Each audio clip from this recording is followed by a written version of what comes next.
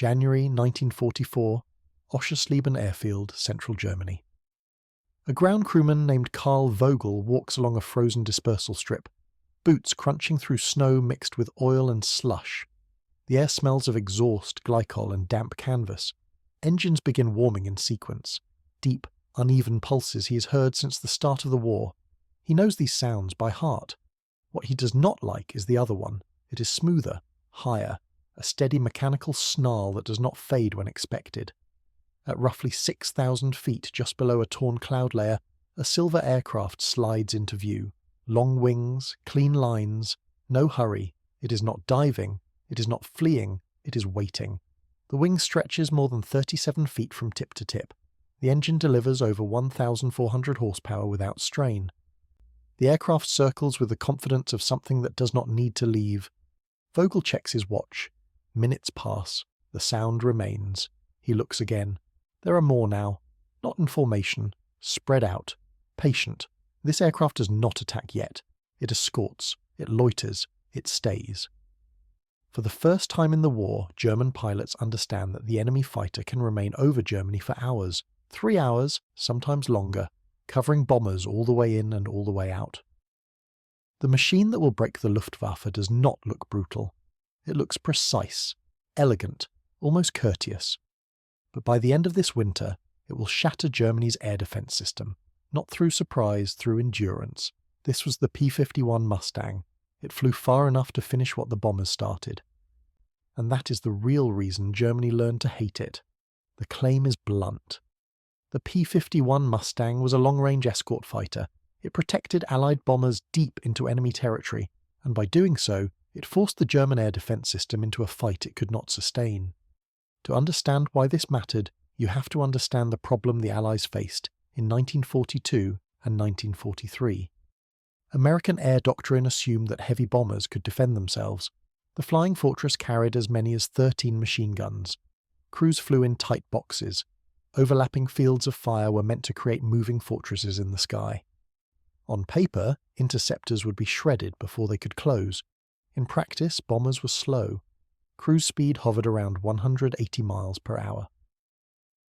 Operational altitude exceeded 20,000 feet, sometimes climbing above 25,000.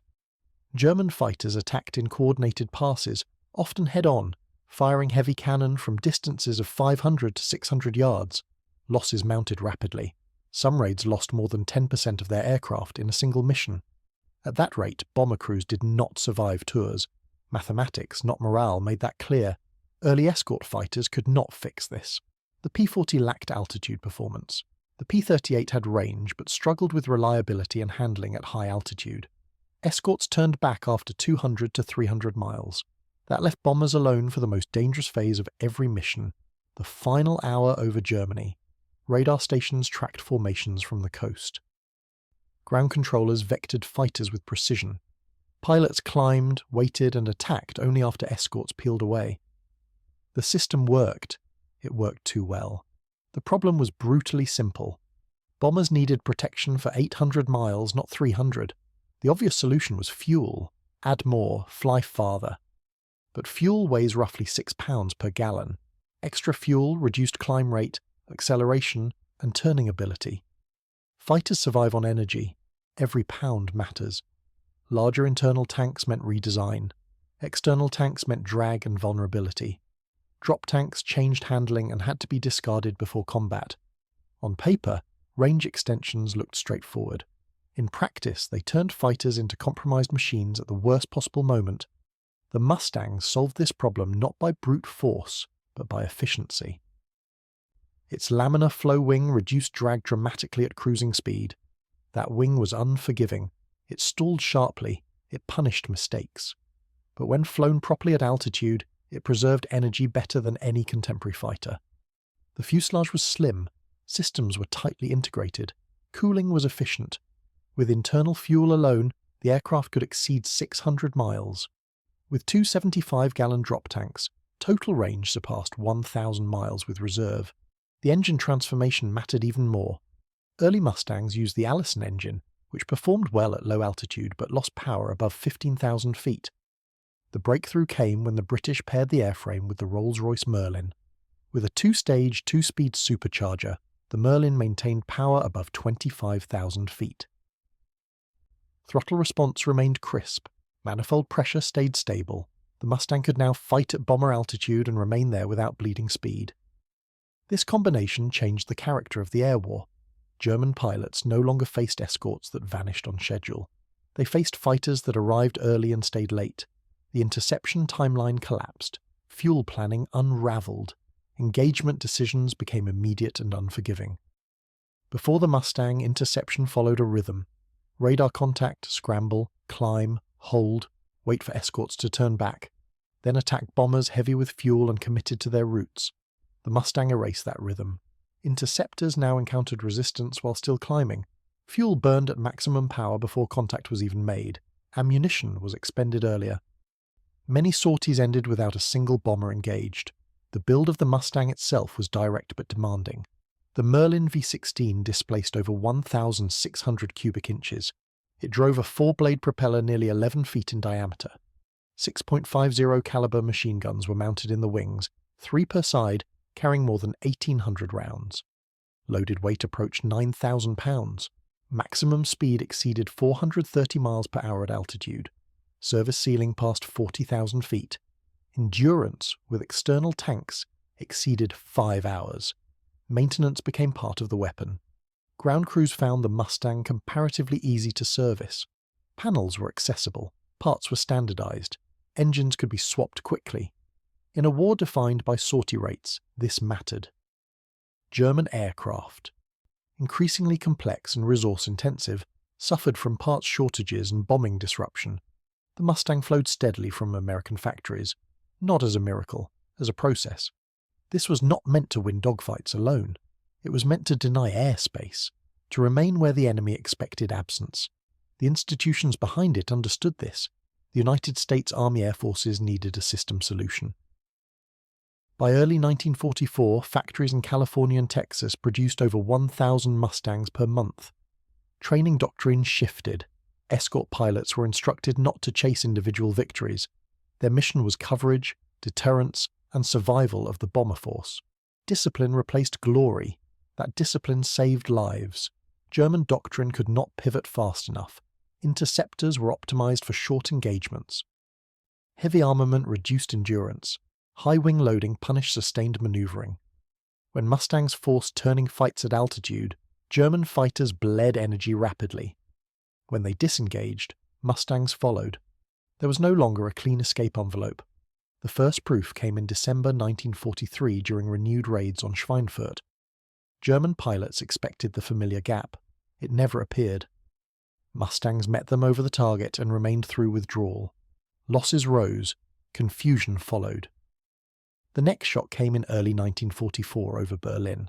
Mustang units conducted fighter sweeps ahead of bomber streams. Airfields were strafed. Aircraft were destroyed on the ground. Fuel trucks burned. Runways cratered. Veteran pilots died at a rate Germany could not replace. Training hours collapsed. Some new pilots entered combat with fewer than 50 flight hours. Mustang pilots often had 200. The disparity was fatal. Errors multiplied. Survivability plummeted. By summer, German commanders restricted engagement to only the most favourable conditions. That restraint ceded airspace. Bombing accuracy improved. Industrial damage compounded. Fuel shortages magnified everything. Synthetic fuel plants were under constant attack. Training flights were curtailed. Operational sorties were rationed. The Mustang did not need to destroy every aircraft. It only had to force takeoffs. Each scramble burned fuel Germany could not replace. Endurance became a weapon aimed directly at logistics. Pilot fatigue became a hidden casualty. Escort presence meant German pilots could not rest between waves. Sorties stacked. Stress accumulated. Decision-making degraded. Veterans disappeared faster than replacements could absorb lessons. Squadrons lost continuity. Experience fractured. And here is where the story becomes more complicated. The Mustang did not just exhaust German pilots in the air. It reshaped behavior on the ground. Airfield commanders altered dispersal patterns, spreading aircraft farther apart to reduce losses from strafing. That increased taxi times. Increased taxi times increased fuel burn. Increased fuel burn reduced available flight time. Each defensive adjustment produced another penalty. Maintenance cycles lengthened.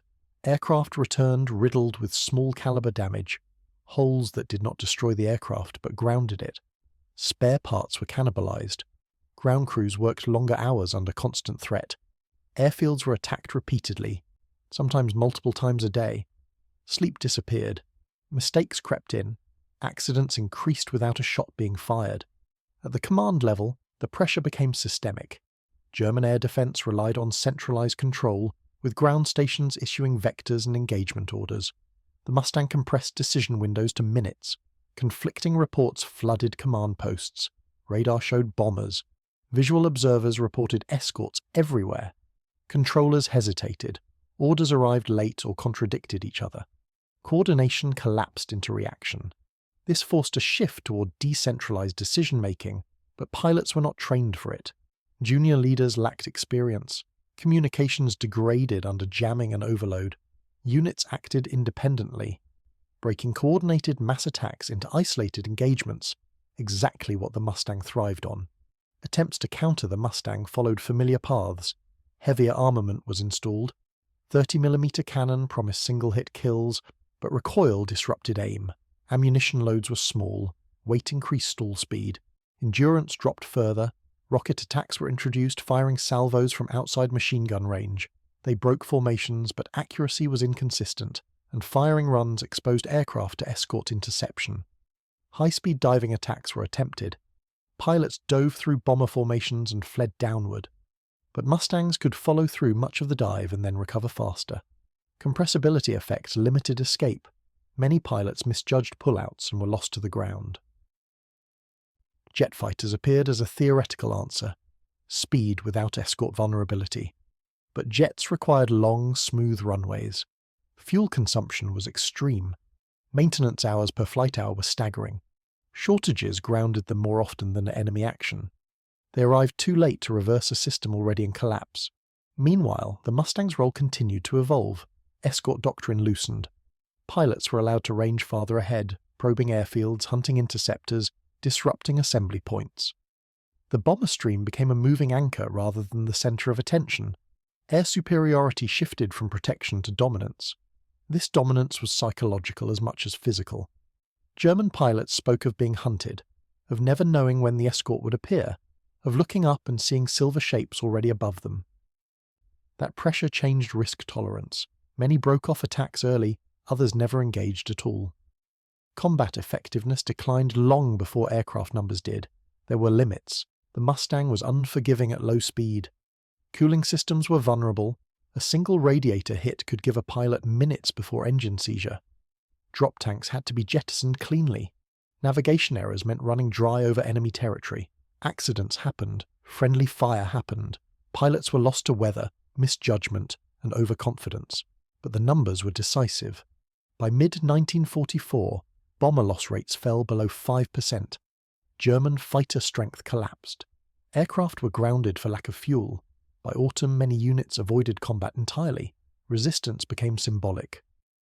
Germany hated the Mustang because it exposed a truth they could not fix. Air defense is not about bravery alone. It is about endurance, logistics, and replacement speed. The Mustang attacked all three at once.